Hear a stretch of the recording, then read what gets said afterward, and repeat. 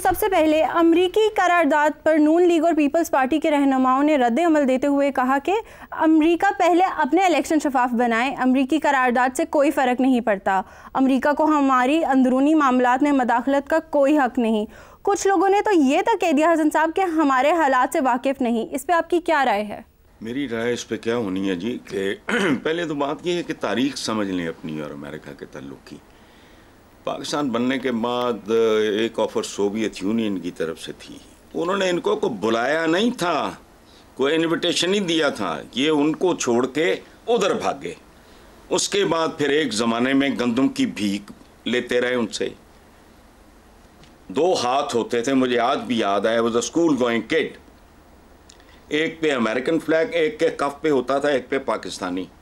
تو اس وقت پاکستانی امریکن بھائی تھے، جیسے آج کل ماشاءاللہ چائنا کے ساتھ ہماری دوستی پہاڑوں سے اونچی ہے اور سمندروں سے گہری ہے اور شہد سے میٹھی ہے، تب یہ تھی۔ اچھا، اگلا ایک لمبی چھلانگ مار کے آگے چلتے ہیں۔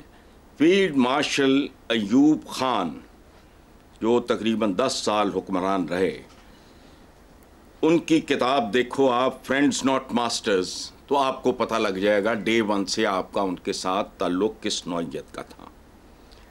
پھر تو ایک امریکن سینیٹر نے یہاں تک کہا پاکستانیوں کے بارے میں پوری بات نہیں کر سکتا، کہ پاکستانی تو فلاں کو بھی بیچ سکتے ہیں ڈالروں کے لیے۔ اچھا، یہ ساری قصہ کہانی یہ زبانی جمع خرچ ہے، ظاہر ہے اس طرح کی قرارداد کے بعد لوگوں کو پیسیفائی کرنے کے لیے، ان کا دھیان بٹانے کے لیے، ان کو تھپکی دینے کے لیے، ان کو بیوقوف بنانے کے لیے اس طرح کی بات تو بنتی ہے، کر لیں گے، سافٹ سی ہوگی، نرم ہوگی۔ اور یہ بات جو میں کہہ رہا ہوں، یہ پلڈیٹ کے سربراہ ہیں بلال، انہوں نے بھی کہا ہے کہ یہ کوزے میں دریا بند کر دیا ہے یہ بلال صاحب نے، کہ ہماری قرارداد کمزور ہوگی، یعنی ایک کپاتی ہوئی، کانپتی ہوئی، لرزتی ہوئی۔ اچھا، اب with this kind of history ہم آج کہاں کھڑے؟ ایک اور بات یاد رکھنا، ایک زمانے میں بھیک میں ہمیں، خیرات میں ہمیں یہ سینیٹری کا سامان ملا کرتا تھا۔ ایسٹ پاکستانیز کے جو منسٹرز تھے انہوں نے کہا کہ ہمیں بھی تھوڑا سا دے دو، اور پاکستان کے جو مچھندر تھے، MNEs, MPEs, بڑے بڑے گاٹوں اور توندوں والے، انہوں نے مذاق اڑایا۔ اور یہ کہاں سے میں نے یہ پڑھا ہے، وہ ہے قدرت اللہ شہاب کی کتاب، ان کی آپ بیتی ہے، وہ آپ دیکھ لو، آپ کو پتہ لگ جائے۔ اچھا، جس نے یہ ہوائی چھوڑی ہے کہ وہ ہمارے حالات سے واقف نہیں، وہ 100% درست ہے۔ امریکنز نے ایک ایکڈیمک سی بات کی ہے، ان کو ایگزیکٹلی نہیں پتا، جمہور تو مرا ہوا ہے، جمہور کہتے ہیں عوام کو، سلطانی جمہور کا آتا ہے زمانہ۔ ایک ہمیں وہ ٹافی علامہ اقبال صاحب نے خوشخبری سنائی تھی، سلطانی جمہور کا۔ جمہور کا کیا حال ہے؟ نہ روٹی ہے، نہ روزگار ہے، نہ صاف پانی ہے، نہ تعلیم ہے، نہ علم ہے، نہ علاج ہے۔ جمہوریت، امریکنز کو اس بات کا اندازہ نہیں، یہ انہوں نے جو تانا دیا نا، پہلے اپنے ٹھیک کرا لے، اور سپر پاور بنے ہیں۔ تو ہمارے ہاں تو سویپنگ میجورٹی مسلمانوں کی ہے، وہ تو بھانت بھانت کا جانور ہے وہاں امریکہ میں۔ It is a nation of nations, melting پاٹ ہے وہ دنیا کا۔ امریکن تو ہے ہی کوئی نہیں، کوئی شے ہے ہی نہیں، کوئی اسپینش امریکن ہے، کوئی اسکاٹش امریکن ہے، کوئی جرمن امریکن ہے، کوئی اٹیلین امریکن ہے، کوئی چائنیز امریکن ہے۔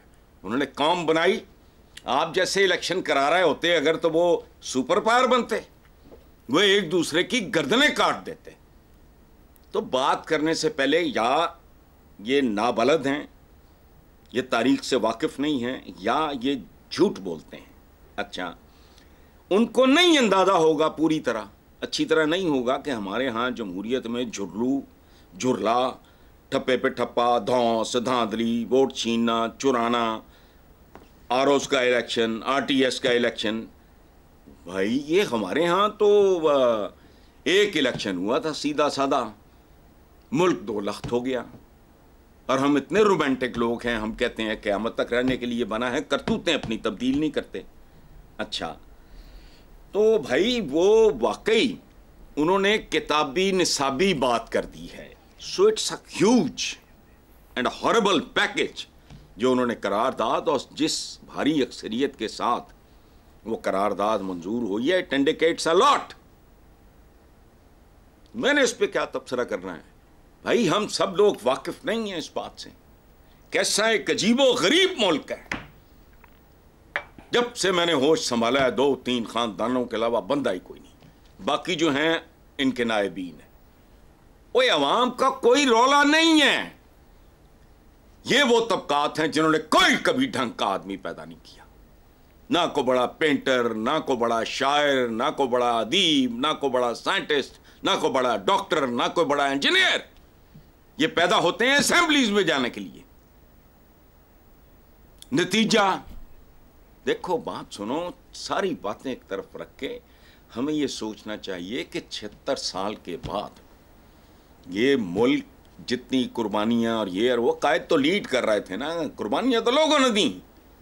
آج بھی رونگٹے کھڑے ہو جاتے ہیں 14 اگست جب آتی ہے تو ایک دو فوٹیج وہ جو چلتی ہے ٹی وی پہ, ننگے بچے بھوکے گڈوں کے اوپر بیٹھے ہیں, پرسان حال کوئی نہیں, پورے کا پورا موب بھوکا ننگا, اجڑے ہوئے چہرے, کسی کے پیچھے اولادیں رہ گئیں, کسی کی بچیاں رہ گئیں, کسی کے بیٹے کرپانوں پہ چڑھا دیے گئے. یہ کر کے 76 سال بعد آپ کھڑے کہاں ہوں؟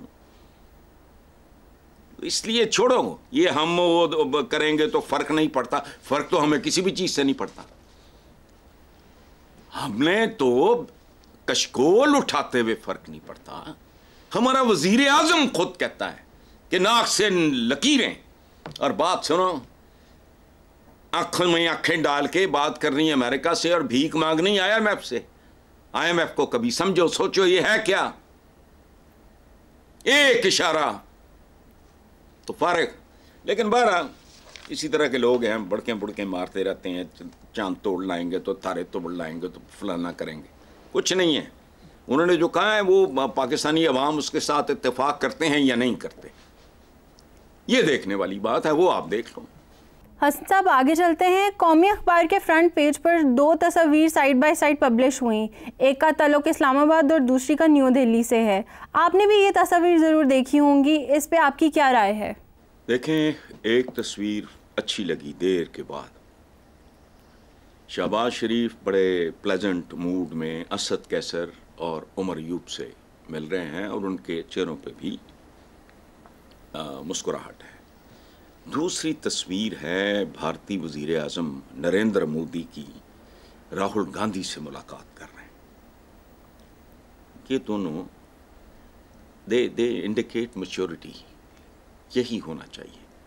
یہ تماش بھی نہیں, یہ قبائلی جنگ بند کرو. یہ ڈیگز ڈھونڈ رہے ہیں. نریندر مودی نے کانگریس کو, ماں ہے ہندوستان کی, ہماری تو ماں کے ٹکٹے ہی بہت ہو گئے نا مسلم لیگ کے, تو کانگریس جو ہے اس کو تو تقریباً فارغ کر دیا تھا نریندر مودی نے. لیکن اب گریسفل طریقے سے وہاں کوئی فارم 47 کا چرچا نہیں سنا ہم نے. کرنے کے بعد وہ ہاتھ میں لا رہے ہیں. ادھر ہمارے ہاں بھی یہ کوشش ہو رہی ہے. اور ایک بات میں آپ کو بتاؤں, یہ جو پی ٹی آئی کو آئی ڈونٹ نو مذاکرات نہیں کرنے, یہ فیک ہوں گے, یہ جھوٹے ہوں گے, بس سارا کچھ ہی میں مان لیتا ہوں. تو حضور کے تو مذاکرات کفار مکہ کے ساتھ بھی جاری رہے تھے. صلح حدیبیہ کیا ہے. اور ایک بات یاد رکھنا, بائیکاٹ کرنا 2, 4, 6 پولیٹیکل پارٹیز کا حق نہیں ہے. ان کے ساتھ مکالمہ رکھو. آپ جیسے بھی ہیں بدترین لوگ ہیں. جتنے ووٹ آپ کہہ رہے ہو, یا نارملی ایک تاثر ہے کہ ان کو ملا ککھ نہیں, کو 10-20 سیٹیں تو جنون ہوں گی نا ان کے پاس. بائیکاٹ کرنے کا حق صرف عوام کے پاس ہے. ان کو ذلیل مت کرو. عوام کیسے بائیکاٹ کریں ان کو؟ وہ دھتکاریں ان کو ووٹ نہ دے کر. چلو جی ہو گئی دھاندلی. Is this the end of the world? کیا یہ آخری الیکشن ہے؟ اللہ معاف کرے اسلامی جمہوریہ پاکستان کے. نہیں, ان کو کوئی قبول نہیں رہا, ان کی حیثیت کوئی نہیں ہے, ان کے پاس مورل اتھارٹی کوئی نہیں ہے. مذاکرات دیکھو رچرڈ دا لائن ہارٹ اور صلاح الدین ایوبی کے درمیان بھی ہوتے رہے. ابو سفیان ایک بار پہنچ گیا تھا مدینہ کو اس کو دھکے مار کے نکال دیا تھا. نہیں, صلح حدیبیہ کیا ہے؟ مذاکرات کا دروازہ. آپ ان کو چور سمجھو, ڈاکو سمجھو, جو بھی سمجھو, تھوڑا صحیح کم صحیح جتنا صحیح ووٹ لے کے آئے ہیں نا, ان کے ساتھ بائیکاٹ کریں عوام. یہ ہونی چاہیے آپ کی پالیسی. آپ لوگوں کو ایڈریس کریں کہ ہم ان کے ساتھ مکالمہ کر رہے ہیں for the betterment of our country and our people. We don't trust them. بات ہم کر رہے ہیں, اگر ہم کسی نتیجے پہ پہنچتے ہیں تو ٹھیک ہے, ورنہ پہلی اویلیبل جو اپرچونٹی ہوگی اس میں ان کو وائپ آؤٹ کر دو. یہ 47 والا جو کھاتا ہے, اس کو میرا ذاتی خیال یہ ہے کہ بائیکاٹ کرنا مکالمے کا, مذاکرات کا, یہ کوئی ہیلدی اور کوئی میچور بات نہیں ہے. رویہ وہی ہے جو راہل گاندھی کا اور نریندر مودی صاحب کا, یا جو پرائم منسٹر شہباز شریف کا اور اسد کیسر جیسے مل رہے تھے. اچھا لگا, آ کے چلو بس کرو یار. تمہاری نفرتوں کی قیمت عوام دے رہے ہیں, اور شاید بات اس بری طرح ہاتھ سے نکل جائے. ابھی تو ایک محاورہ ہے کہ ڈلے ہیں بیراندہ کچھ نہیں گیا. بیر سمیٹے جا سکتے ہیں, لیکن اگر سب کچھ ہی الٹ گیا وہ پھر سمیٹا نہیں جانا. دونوں تصویریں مجھے تو بہت اچھی لگی ہیں. جی حسن صاحب, ایک طرف تو وزیر اعظم پی ٹی آئی کو مذاکرات کی پیشکش کر رہے ہیں, دوسری جانب ان کے ایک سیاسی مشیر کہہ رہے ہیں کہ کوشش ہوگی بانی پی ٹی آئی کو اندر رکھا جائے, باہر نہ آنے دیا جائے, ملک میں انسٹیبلٹی ہوگی. اس پہ آپ کیا کہیں گے؟ یہ ایک احمقانہ بات ہے. اس کو اندر رکھ کے اسٹیبلٹی آ گئی ہے. اللہ نہ کرے, اللہ نہ کرے. میں تو درازی عمر کے لیے دعا کو ہوں. سم تھنگ گوز رانگ, پھر کیا ہوگا بھائی؟ اندر رکھ کے اسٹیبلٹی ہے ملک میں. نفرت ہے جو بڑھتی جا رہی ہے, فاصلے ہیں جو بڑھتے جا رہے ہیں, رسہ کشی ہے جو بڑھتی جا رہی ہے, اختلافات ہیں جو بڑھتے جا رہے ہیں, خلیج بڑھتی جا رہی ہے, یا تو اس سے کمی آ رہی ہو. یہ تو ایک فضول بات ہے کہ وہ اندر رکھنے سے. 1947 کو بننے والا ملک فارم 47 تک پہنچ گیا ہے. اب اس سے آگے کہاں جائے گا اللہ ہی بہتر جانے. جعلی ڈگریوں سے لے کے جعلی نوکریوں تک, جعلی دواؤں سے لے کے جعلی غذاؤں تک, جعلی سیاست سے لے کے جعلی جمہوریت تک, کچھ اصلی چھوڑا ہم نے. اب اس کو اندر رکھو باہر رکھو, نہیں ہوتا اس طرح. لیکن یہ کر کے دیکھ لیں, ان کی جو کلاس ہے, ان کا جو کیلیبر ہے, ان کا جو ویژن ہے, اسی کے مطابق کریں گے جو کچھ کریں گے. اور اس کے بارے میں مجھے ڈے ون سے شک ہے.